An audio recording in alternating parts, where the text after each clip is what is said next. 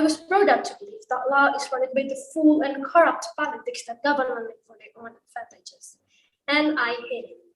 Who knows? Turns out I ended up studying law for my degree. And after all these years of studying, I realized it is not the system that is wrong. It's the people that create and manipulate. So ladies and gentlemen, what do you think we should do to fix this? Assalamualaikum warahmatullahi wabarakatuh. My best regards to all the other judges and all of the audiences. Wishing all us continue to be blessed with grace and guidance. My name is Amilia. I was on my 10th grade when a bunch of my friends told me the dirty side of the government. They create the law as their tool to manipulate people and country for their own advantages. They say. At that age, I didn't even wonder where my friends got information from. I just absorbed information and grew up with that mindset that law and government is bad. And I don't have any kind of interest in law, politics, and government because of that kind of stories. All until when I graduated high school and I was faced with only two choices, studying law or accounting. And I hate mathematics, so I chose law instead. If we talk about law, there's one common description. Law is a set of rules that regulate human conduct or behavior. But after all these years that I spent learning about law, turns out it is so much more than that. Law is the implementation of our national character and value. It is a guidance to everyday life, to basic things, to trade and purchasing things, to even politics. So basically, it is a good thing. The problem is to young teenagers like the one I used to be that completely believe in a single story and information that could leave a significant impact, even to the foundation of this country. Now, ladies and gentlemen, imagine if thousands of high school students are still skeptical about law.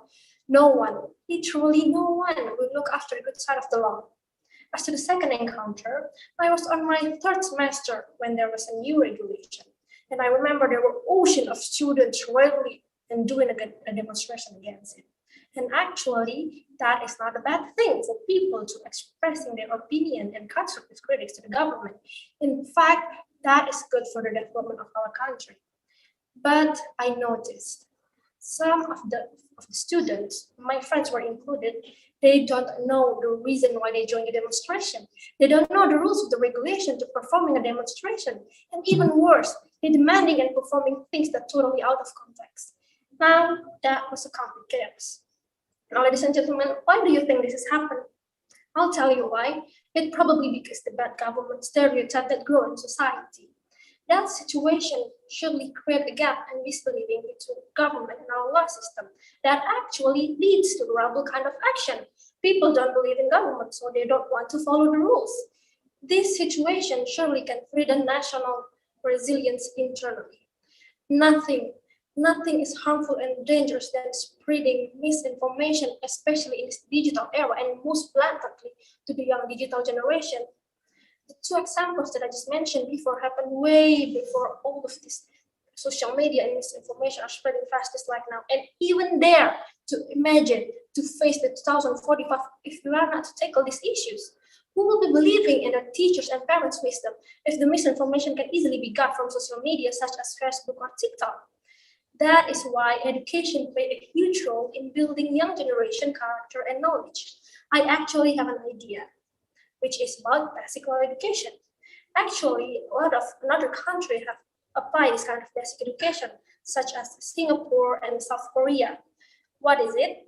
It is an education system that develop young generation character and knowledge based on the value of our nation. And it is also to broaden young generation knowledge about basic law principle and regulation. And it should be in every student's curriculum, especially from high school. Why?